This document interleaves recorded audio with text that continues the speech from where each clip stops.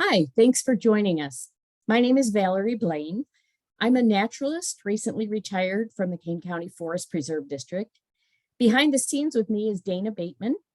Dana and I are members of the International Dark Sky Association and the newly formed Chicago chapter of the association.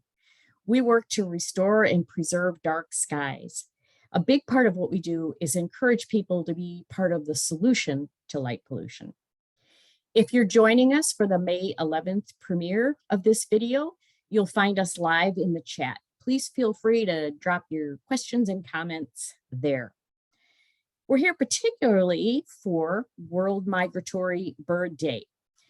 World Migratory Bird Day is an event to raise awareness about migratory birds and their habitats. Well, what do dark skies and migrating birds have in common?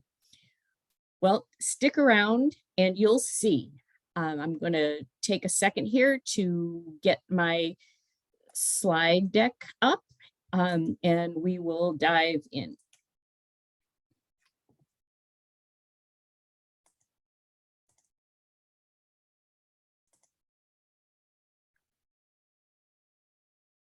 We're going to begin today by taking a look at why birds matter. Then we'll talk about the amazing phenomenon of bird migration and the threats birds face as they travel. We'll conclude by exploring ways we can preserve dark skies, thereby helping birds during migration. Birds are not just for bird watchers. We humans are connected with other living organisms in myriad ways. Birds, like many creatures, are indicators of environmental health. But bird populations are taking a nosedive. That signals that something's amiss in the environment we all share. Birds are in decline worldwide.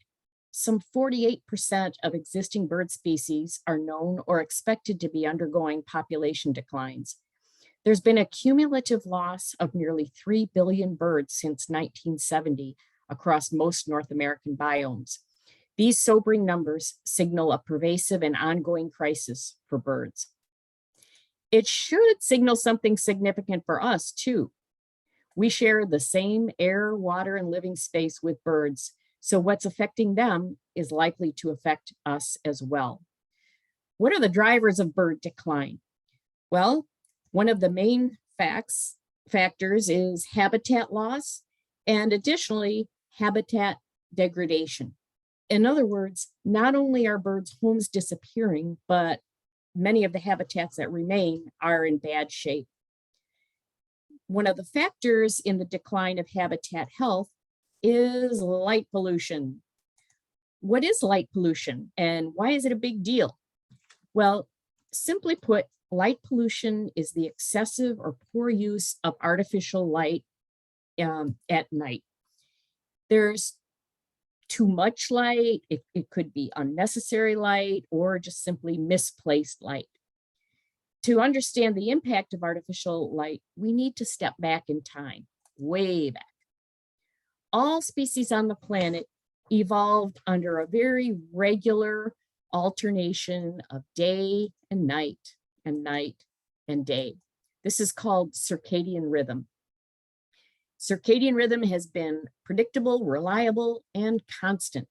Season after season, day after day, it's been the same. The sun rises and it's light. The sun sets and it's dark. With this regular rhythm of night and day, plants developed photosynthesis, growth patterns, flowering, seed set. Their whole lives revolved around day and night. Wildlife too evolved their lifestyles with the ever steady circadian rhythm. Some became nocturnal, some diurnal, which means active in the daytime. They developed camouflage based on the light patterns when they were active. They developed courtship, rituals, movement, eyesight, and all kinds of life habits based on circadian rhythm. But then there was light. In 1880, Thomas Edison patented the electric light bulb. Artificial light was introduced 2 years later in Manhattan, and the trend of illuminating our lives had begun. This invention was a game changer for human society. Not long after their arrival on the scene, electric lights were commercialized and they spread. With the flip of a switch, the light bulb led to a revolutionary change in lifestyle. Every aspect of human society was affected. But by contrast, evolution does not work with the flip of a switch. Remember, all organisms on the planet evolved over a long, long time period. While 1880 may seem like ages ago for us, by nature's clock, artificial light is a starkly new phenomenon. Animals and plants don't evolve new adaptations and lifestyles in a mere 100 years or so. The electric light revolution happened in the blink of an eye for wildlife and plants. This poses some big challenges in nature. Scientists are finding out that nearly all animals and plants are affected by the radical, rapid change in light and dark cycles. Birds, in particular, are impacted by artificial light. Lighting up the night sky affects every aspect of their life, from when they sing in the morning, which is part of courtship rituals, to when they breed, when they hunt, what they hunt, and it affects migration big time. Let's take a deep dive into migration. Now, you may notice that some birds do stick around all winter. And there are many birds in the Chicago area that we can see at our bird feeders in January, cardinals, blue jays, and chickadees. But what about those other birds? Why do they migrate? How do they know when to start their trip? And how do they find their way to their destination? And what does this have to do with my porch lights? So let's do a little pop quiz here. Why do birds migrate? A, they can't stand the cold. B, they're bored. C, they need a safe place to raise their young. D, the dating scene is better somewhere else. Or E, they need to go where their food is available. So what do you think?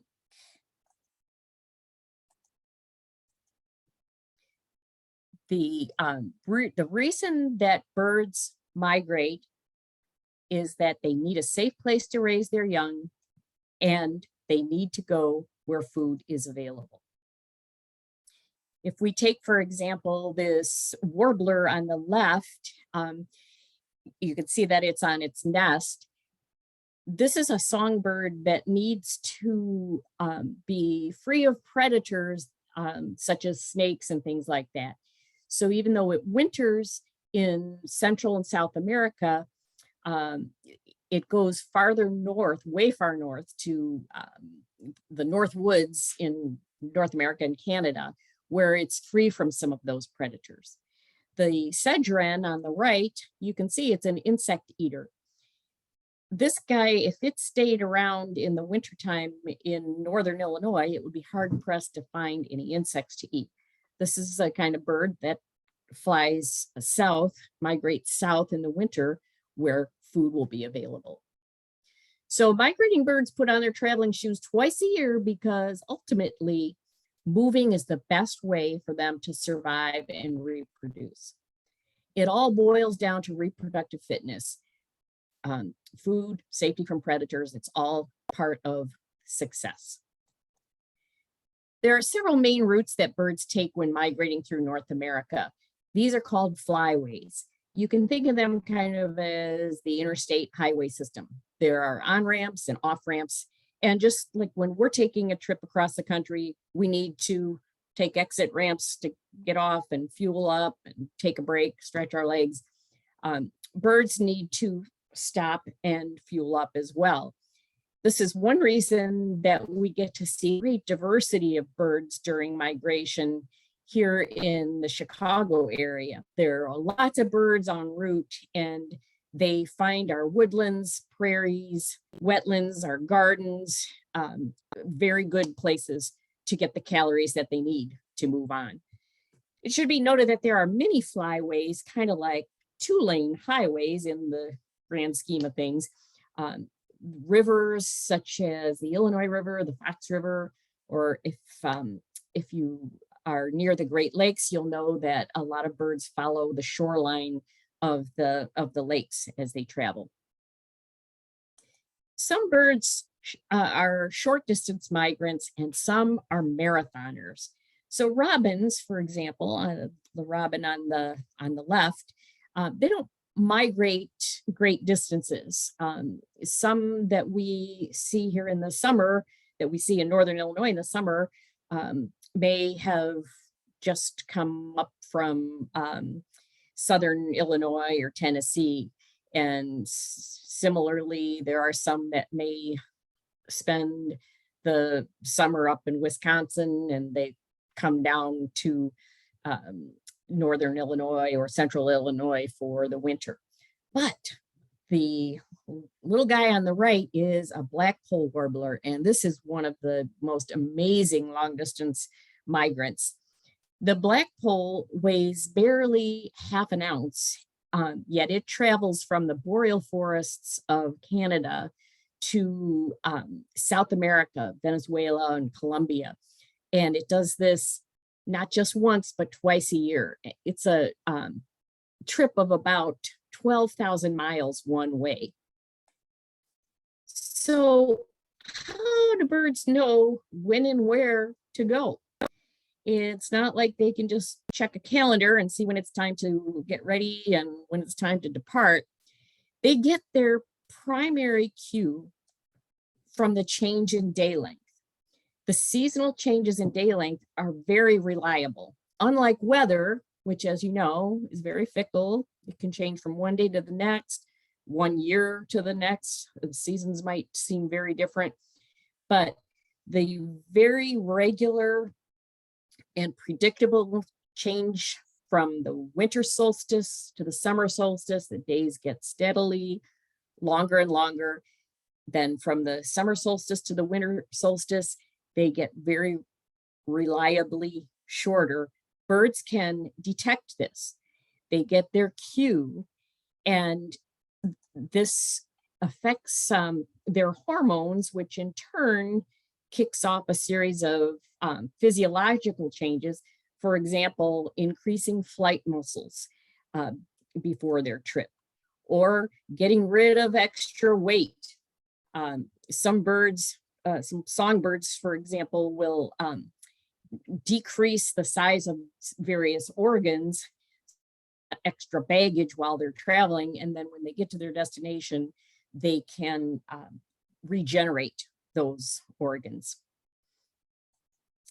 A key part of bird migration to note is that migrating birds, the majority of migrating birds take red-eye flights. That is, they travel at night. Daytime is for fueling up, eating lots of calories. The nighttime, it's time to boogie. So how do they navigate these cross-continental and cross-oceanic journeys? This has fascinated people for many years. Modern science has recently unlocked some of the mysteries of navigation.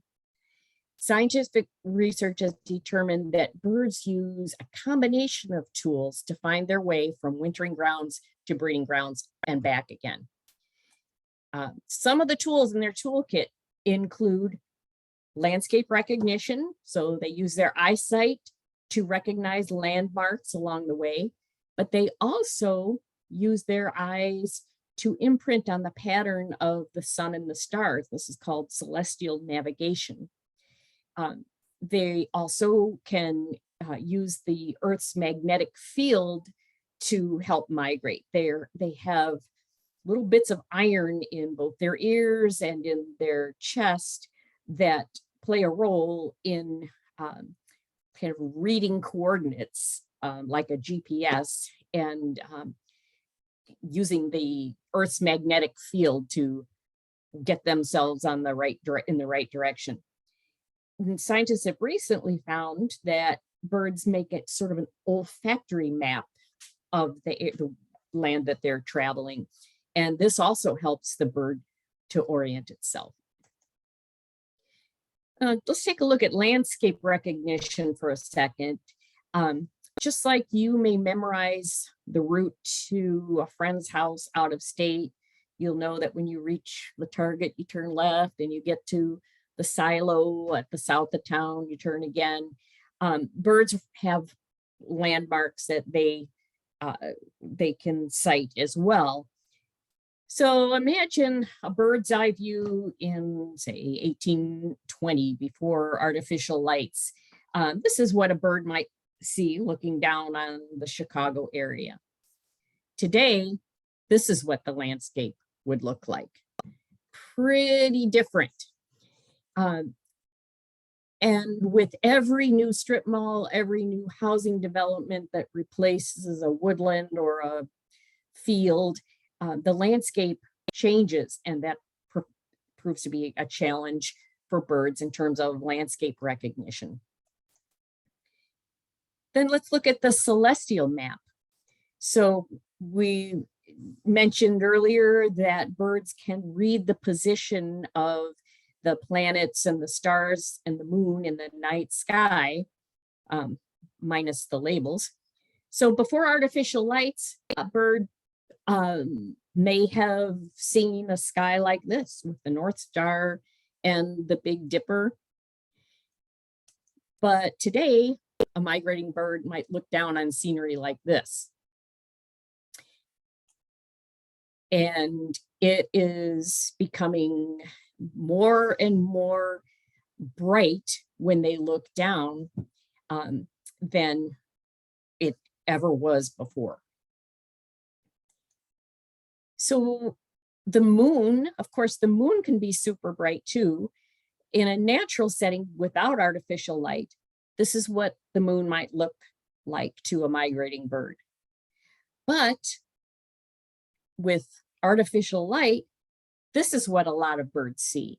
So a shorebird migrating in this situation, maybe a sandpiper, could look at that and wonder if it's the moon. We know that it's a lighthouse, but the bird may not.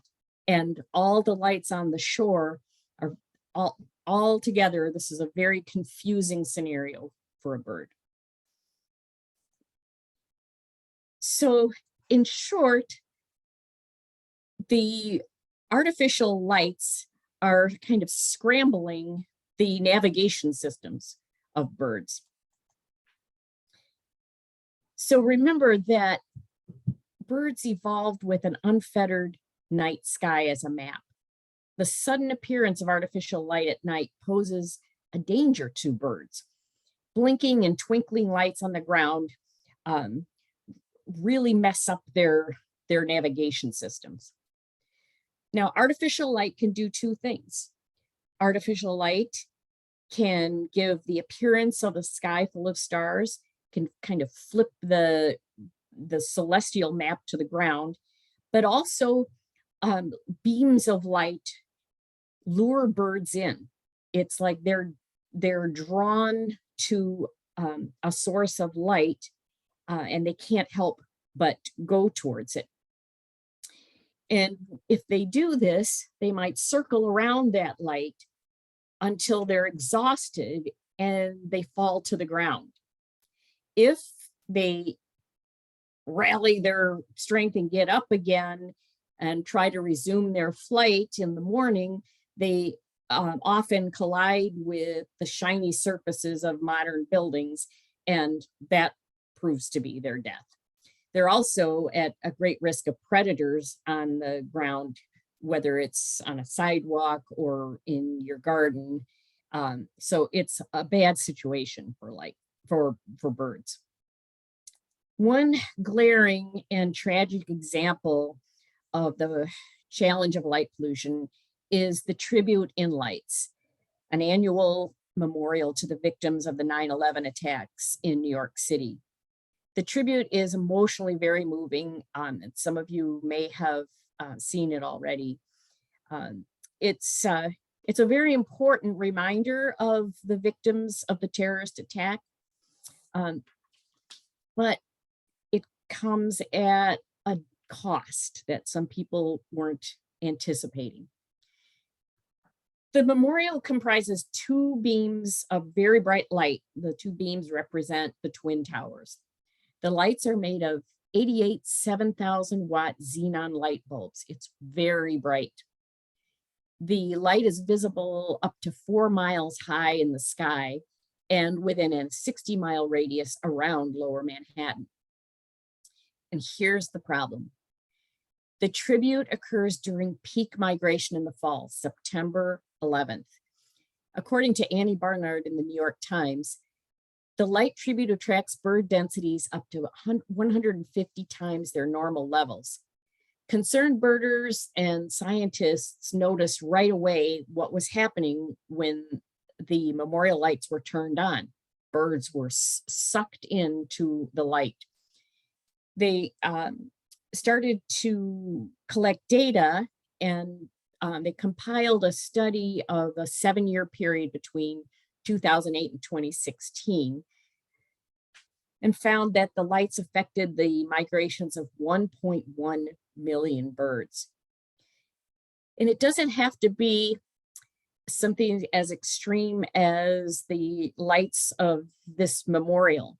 Any spotlight that is shown up into the sky will draw birds in. So shopping lights, shopping centers sometimes have those spotlights directed up, and it's to attract our attention, but unfortunately it attracts migrating birds as well. They get confused, they fly in circles, they get exhausted, they fall to the ground, and it results in a lot of fatalities. Light pollution is ubiquitous. Drive anywhere at night and you'll experience a flood of artificial light in the sky. And part of light pollution now is this incredibly quick change to LED lights, these bright white LED lights. You can see in this photo that there are some rooftops that are lit in this brilliant white light. Now, wait a minute, you might be saying, I thought LEDs were good for the environment. Well, LEDs, which LED stands for light emitting diode, that is an energy efficient technology. However, the color of the light matters. These intense white blue lights introduce new problems. The color of the light is often referred to as the temperature. So these bright whitish blue lights are considered cool lights. And this affects wildlife, plants, and people. You've surely heard about the health effects of the light from our computer screens and our cell phones. This kind of light can trigger eye strain, and it can lead to a range of health issues from poor sleep to mood disorders. And similarly, it attracts lots of birds and insects, and the result is often death for them. But thinking that LEDs are good for the environment, many people are now using double or triple the amount of light that they need.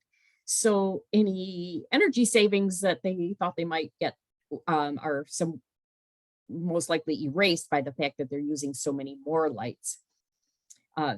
Municipalities and businesses have been converting to these bright white LEDs, and the amount of the light is just exploding. Wow, that's a lot of bad news, but here comes the good part. Light pollution is one of the most solvable environmental problems we face. Unlike climate change, which is a very complex, nuanced problem that has political and economic complications, light pollution has clear, direct solutions. And these solutions are economical for everyone. They save us money, they improve the environment. It's a win-win for sure. What are some of these solutions? Lights Out Chicago is something you may have heard about. It's a cooperative program between the Chicago Audubon Society and the city of Chicago. Owners of tall buildings in the city are encouraged to turn out lights during migration. It's not a perfect program. There's not 100% compliance, but it does make a difference. There are a lot of people that have jumped on board. The Chicago Bird Collisions Monitor program, is a volunteer group that works to protect and recover migratory birds that are killed and injured in downtown Chicago during migration. Volunteers go out every morning in downtown Chicago to check for injured or dead birds among the tall buildings. They take in more than 3,000 injured birds, taking them to wildlife rehabilitation centers every year, about 3,000 every year. The group promotes bird-safe lighting and suggests building design to reduce bird collision hazards. So this is a very positive step in dealing with light pollution and bird migration. So how about for you, the renter or the homeowner?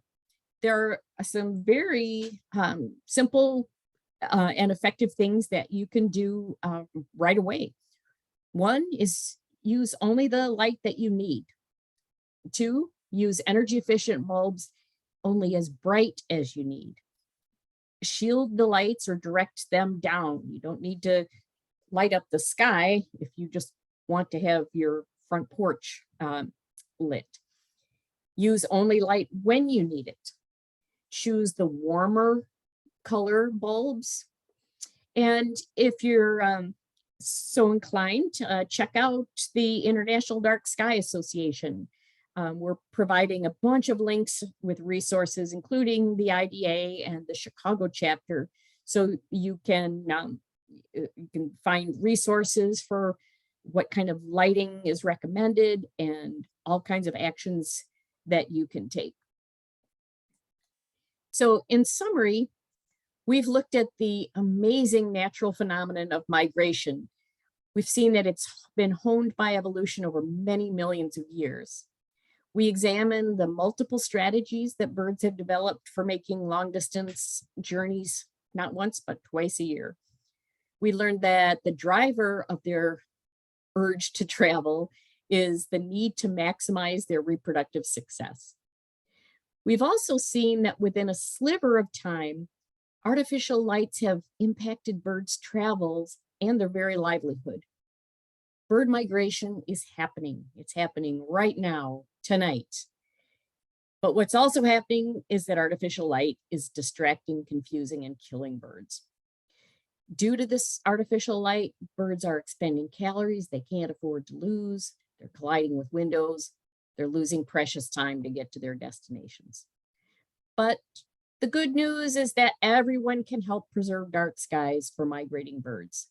Light pollution is solvable on all levels, one light switch at a time. Thank you very much for tuning in. We hope this presentation has been enlightening. Be sure to check out these resources. We've provided a bunch of links here. And tonight, turn off your porch light and step outside.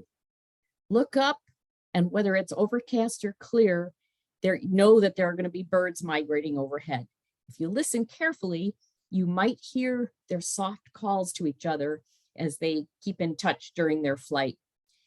And make sure to wish them Godspeed as they journey on. Thank you very much.